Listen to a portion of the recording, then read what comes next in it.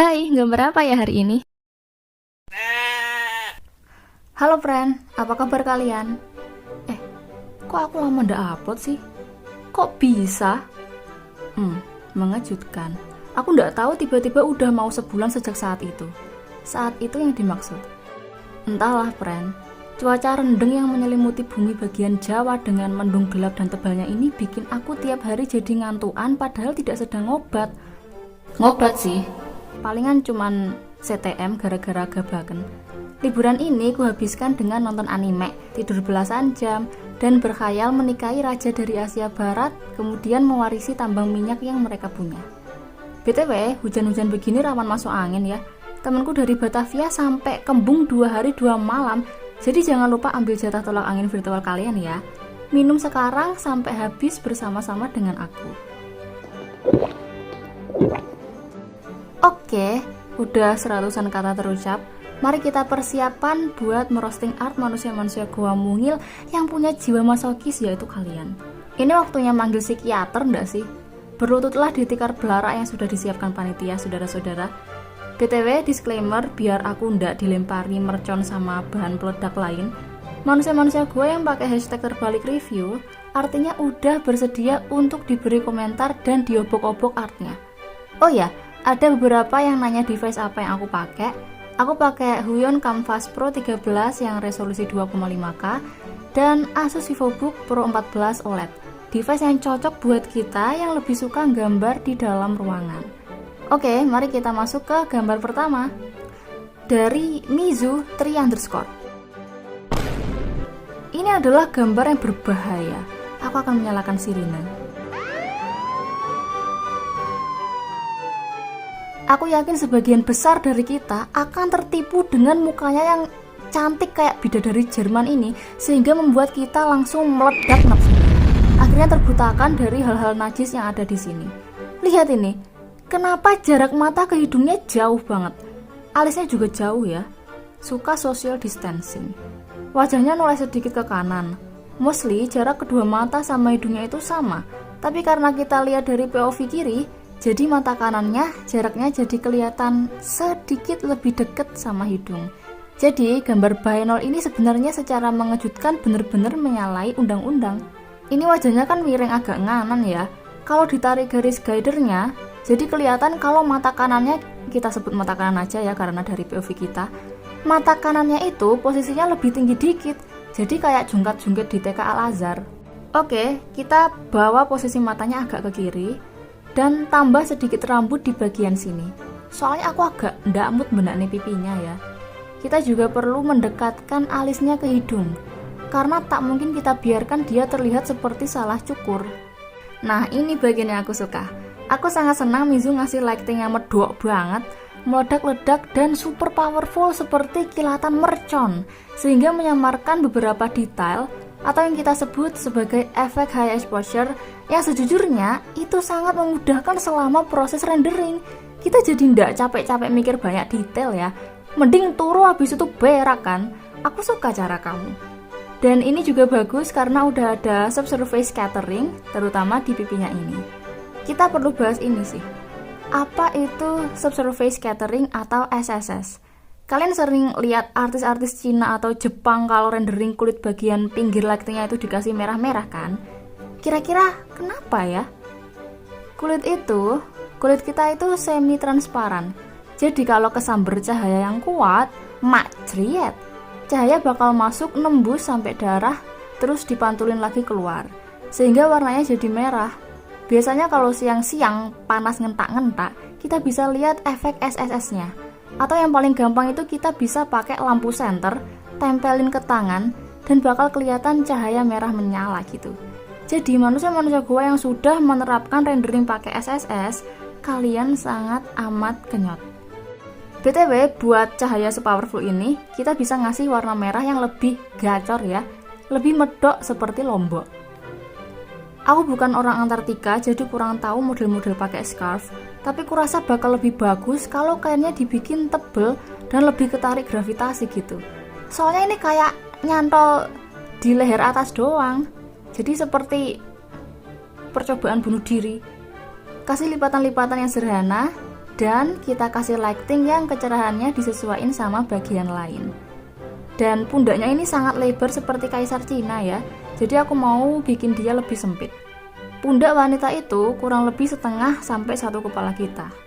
Dan sudah, yeay, before after. Mizu, gambar kamu bagus banget, cantik banget. Warna dan lightingnya sangat oke. Hanya ada sedikit kesalahan kecil. Semangat ya.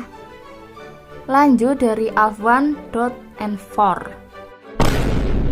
Aku pertama kali lihat ini langsung kepincut soalnya imut dan style gambarnya menggemaskan. Nggak banyak yang kayak gini. Kalau kita tarik garis tengah, mulutnya agak meleset ke kanan. Tapi gampang, nanti tinggal digeret. Yang cukup mengganggu itu hidungnya.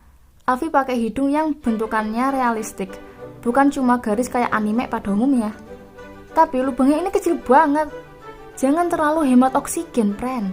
Hutan Kalimantan masih luas. Oke, aku baru saja mendapatkan referensi hidung dengan model dan angle yang sama.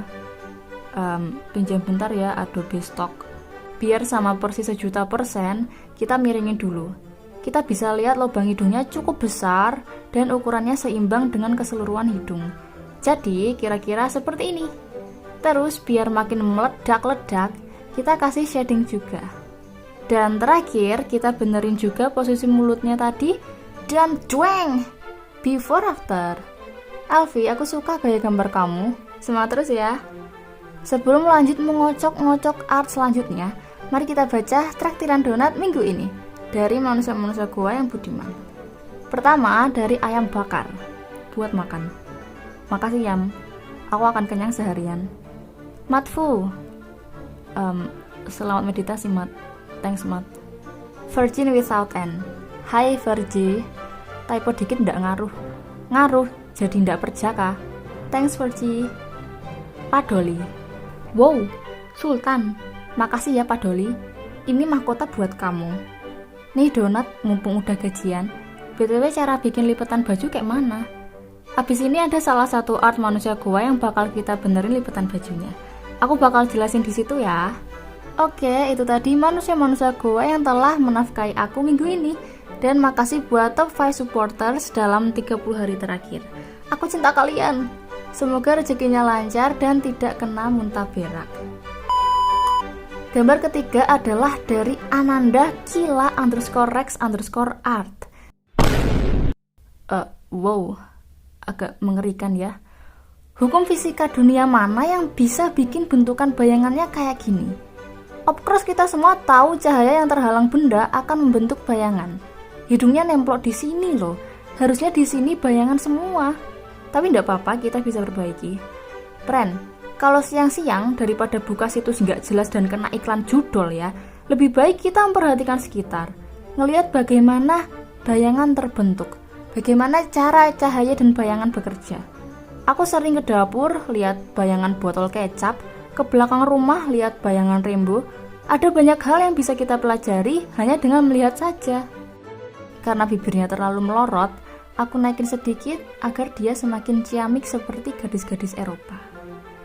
Dan kecilin sedikit matanya. Sebenarnya enggak apa-apa sih gambar mata gede, apalagi ini bukan realis kan? Tak ada batasan dalam berkarya, saudara-saudara. Seni itu bebas. Tapi kurasa lebih cocok jika matanya agak kecil agar kelihatan lebih proporsional.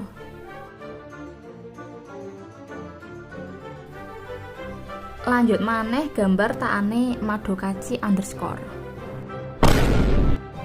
Wow, ganteng juga. Rendering rambutnya bagus banget. Aku sesak napas. Tapi ada apa dengan hidung yang seperti perosotan ancol ini? Ini bikin kegantengannya jadi anjlok. Mari kita perbaiki karena aku adalah Fixit Felix Junior. Ini operasi iga hidung. Apa sih yang lagi ngetren itu? Rhinoplasty tulang rawan rusuk. Wow, hanya dengan sedikit sentuhan tulang iga, hidungnya jadi kelihatan lebih tampan. Kita bisa sekalian kasih reflected light di sini, biar bentuk dan form hidungnya makin kelihatan.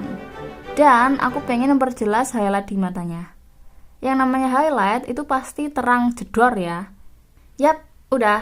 Before after. Madokachi, sekali lagi aku suka rendering rambutmu.